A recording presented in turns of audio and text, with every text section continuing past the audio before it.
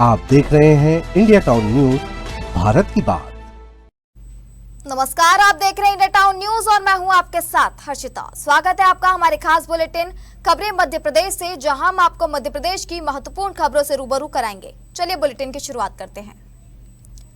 विदिशा क्षेत्र के सांसद और केंद्रीय कृषि मंत्री शिवराज सिंह चौहान के प्रयास से विदिशा के अटल बिहारी वाजपेयी मेडिकल कॉलेज में कैंसर स्क्रीनिंग शिविर आयोजित किया गया है। 6 और 7 तारीख को यहां रजिस्ट्रेशन कर चुके लोगों का परीक्षण किया जाएगा।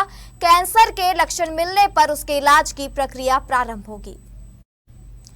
इस मौके पर प्रदेश के उप मुख्यमंत्री एवं स्वास्थ्य मंत्री राजेंद्र शुक्ल, जिले के प्रभारी मंत्री लखन पटेल और विधायक मौजूद रहे। टाटा मेमोरियल मुंबई के विशेषज्ञ डॉक्टरों ने परीक्षण किया। अतिथियों ने कहा कि शुरुआती लक्षण दिखते ही कैंसर का इलाज आसान होता है।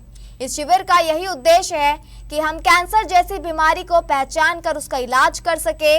महिलाओं में होने वाले कैंसर को लेकर जागरूक किया गया है। इसके अलावा कैंसर के लिए जिम्मेदार कारणों को लेकर अभियान चलाने की बात कही गई।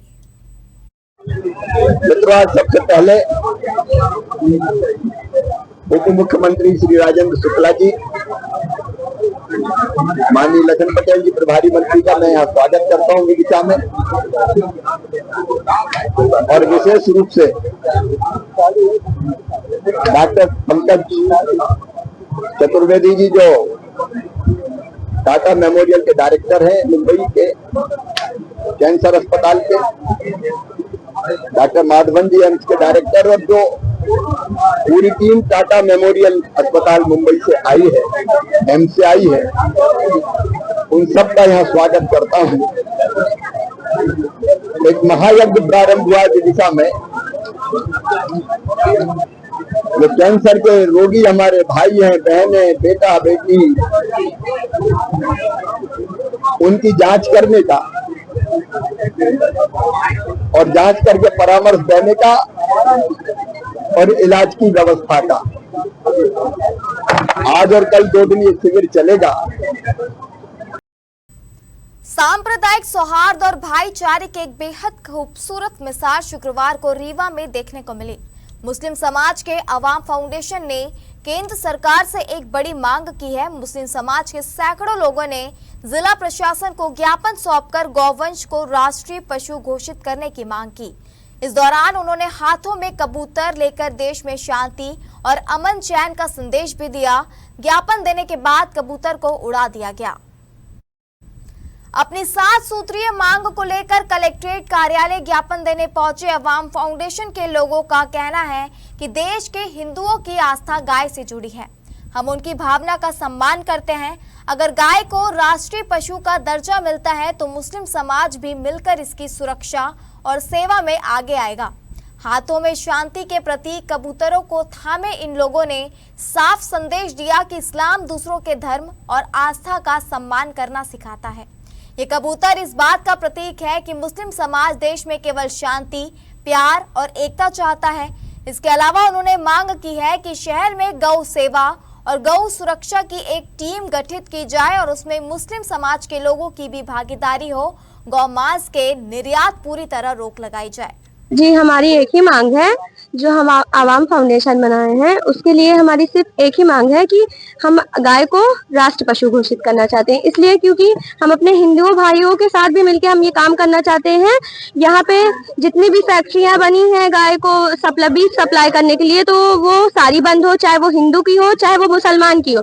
और हम तो ये चाहते हैं कि जो मुसलमान की, उनको आप ज्यादा से ज्यादा उन पे सख्त कानून की कार्रवाई करें और उसको सबसे पहले बंद करें। हमारी यही मांग है कि गाय को हम राष्ट्र पशु घोषित करें, और हमारी मांग आप लोग एक्सेप्ट करिए, तब जाके हम आगे जाके अपने हिंदुओं भाई को सपोर्ट कर सकेंगे, उनसे बात कर सकेंगे। और हम एकता दिखाना चाहते हैं क्योंकि हम अलग नहीं हैं, हम एक भारतीय हैं और हम मिल के रहना चाहते हैं। ये हमारे मुस्लिम समाज की तरफ से हम ज्ञापन देने आए हैं और हमारा मकसद है पूरे देश में अमन और भाईचारे का माहौल बने। और इसी के एहतराम पे, जैसा आपको पता है, पूरे देश में गाय को लेके हर प्रदेश में अलग अलग कानून है। कहीं पे इजाजत दी जा रही है गाय को मारने काटने की, कहीं पे नहीं दी जा रही। हमारा ये कहना है कि हमारे 80% जो आबादी हमारे हिंदू भाई हैं और उन लोगों की जो आस्था से जुड़ी हुई ये चीजें हैं गाय, तो हम मुस्लिम भाई उनका समर्थन करते हैं और गाय को राष्ट्रीय पशु, पूरे गौवंश को राष्ट्रीय पशु घोषित करने की ये मांग करते हैं, जिससे कि हम उसकी सुरक्षा और सेवा कर सके। हम मुस्लिम समाज भी मिलकर उसकी सुरक्षा और सेवा करना चाहते हैं। आवाम फाउंडेशन की तरफ से ज्ञापन अभी हम लोगों को मिला है। इनमें कलेक्टर महोदय को संबोधित करते हुए कुछ अपने समाज की तरफ से मांगे रखी हैं। इनकी भी प्रमुख मांग है कि गौवंश को राष्ट्रीय पशु घोषित किया जाए और शहर में गौ सेवा गौ सुरक्षा की एक टीम गठित की जाए, जिसमें मुस्लिम समाज की भी भागीदारी तय हो और जो आवारा गौवंश घूम रहे हैं उनकी भी व्यवस्था की जाए। इस तरह से इन लोगों ने 7 सूत्री मांग का ज्ञापन सौंपा है। शाजापुर विश्व पर्यावरण दिवस के अवसर पर प्रोग्रेसिव पेंशनर्स एसोसिएशन द्वारा आयोजित एक पौधा 2 संरक्षण कार्यक्रम में पेंशनर्स ने पर्यावरण संरक्षण एवं संवर्धन के लिए सक्रिय सहभागिता का संकल्प लेते हुए इसे जन आंदोलन का स्वरूप देने का आह्वान किया। कार्यक्रम में पर्यावरण प्रकोष्ठ के गठन, वृक्षारोपण, जल संरक्षण तथा पर्यावरण जागरूकता संबंधी गतिविधियों पर सार्थक एवं उपयोगी चर्चा की गई। कार्यक्रम में जिला पेंशनर संघ के अध्यक्ष डॉक्टर जगदीश भावसार ने कहा कि पर्यावरण संरक्षण सामाजिक दायित्व है। सेवानिवृत्त प्राचार्य प्रवीण मंडलोई को संयोजक तथा कृषि विभाग के सेवानिवृत्त सहायक सांख्यिकी अधिकारी शिरीष सुमन शर्मा को सह संयोजक मनोनीत किया गया। सेवानिवृत्त कृषि अधिकारी रामकृष्ण गोठी ने सामाजिक आयोजनों में डिस्पोजेबल सामग्री के बढ़ते उपयोग पर चिंता व्यक्त करते हुए बर्तन बैंक की स्थापना का सुझाव रखा।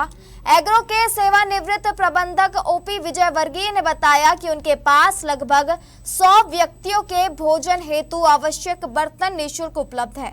कार्यक्रम में सुफलताम सेवान्यास के माध्यम से 5000 से अधिक पौधों का निःशुल्क वितरण करने वाले वरिष्ठ सेवानिवृत्त शिक्षक मनोहर लाल राय का सम्मान किया गया। वहीं एसोसिएशन के सदस्य चंद्रकांत मोहड़ाकर ने 11 पौधों का विधि विधान पूर्वक पूजन कर पर्यावरण संरक्षण के प्रति सामूहिक संकल्प व्यक्त किया। एसोसिएशन के जिला अध्यक्ष राजेंद्र रिडवा ने संगठन की ओर से 25,000 रुपए का बजट पर्यावरण प्रकोष्ठ के लिए व्यय करने की घोषणा की। उज्जैन जिले की घटिया तहसील के ग्राम मालीखेड़ी में एक किसान अपनी ही जमीन तक नहीं पहुंच पा रहा है। किसान अपने खर्च पर पुलिया बनाने तैयार है, मगर उसके लिए उसे प्रशासन से अनुमति नहीं मिल पा रही। सिस्टम का रवैया ऐसा ही रहा तो फिर भला किसानों की आय कैसे दुगनी होगी और कैसे वे समृद्ध बन पाएंगे। देखिए उज्जैन से धर्मेंद्र वाघेला की इस खास रिपोर्ट में एक किसान की त्रासदी। ग्राम मालीखेड़ी निवासी किसान बनेलाल परमार के खेत नाले के उस पार स्थित है। रास्ता न होने और नाले की वजह से किसान अपने ही खेत तक नहीं पहुंच पा रहे हैं। किसान परमार ने 6 अप्रैल को तहसीलदार घटिया को आवेदन देकर नाले पर पुलिया निर्माण की अनुमति मांगी थी। इसके बाद 29 मई को नायब तहसीलदार द्वारा तकनीकी रिपोर्ट तलब की गई, लेकिन रिपोर्ट अब तक नहीं मिलने से मामला फाइलों में अटका हुआ है। ग्राम पंचायत मालीखेड़ी ने अपने अभिमत में कहा कि पुलिया निर्माण से यदि किसी प्रकार की जनहानि की आशंका नहीं है तो पंचायत को कोई आपत्ति नहीं है। वर्षा के दौरान जल स्तर बढ़ने से किसी भी प्रकार की दुर्घटना होने पर उसकी जिम्मेदारी पंचायत की नहीं होगी। किसान बनेलाल परमार का आरोप है कि मामले को जानबूझकर लंबित रखा जा रहा है। उनका कहना है कि संबंधित अधिकारियों और पंचायत के जिम्मेदारों द्वारा काम को टालकर उन पर दबाव बनाया जा रहा है। किसान का कहना है कि बरसात शुरू होने के बाद खेत तक पहुंचना मुश्किल हो जाएगा, जिससे खेती किसानी प्रभावित होगी। वहीं पंचायत का कहना है कि पुलिया निर्माण से हाल ही में निर्मित शमशान घाट की रिटर्निंग वॉल को नुकसान पहुंच सकता है। इसी वजह से किसान को वैकल्पिक मार्ग ढूंढने की सलाह दी गई है। मैं रहने वाला गांव चौंसला का हूं। तो सर मामला ये है कि शासकीय नाले से मेरी जमीन लगी हुई है। 14 हेक्टेयर मेरी जमीन है और पहले से मैं यहाँ से आता जाता था। वो मेरे पास कोई इतनी ज़मीन भी नहीं कि ताकि मैं रोज़ बड़ा वाहन लेकर निकलूँ, ताकि मैंने अनुमति उनसे इतनी मांगी ताकि मैं आने जाने का मेरा सुचारू रूप से रास्ता रहे।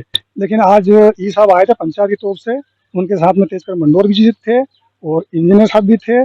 तीनों की निगरानी में मंत्री साहब ने स्पष्ट तरीके से बोल दिया कि आप यहाँ रास्ता नहीं बना सकते।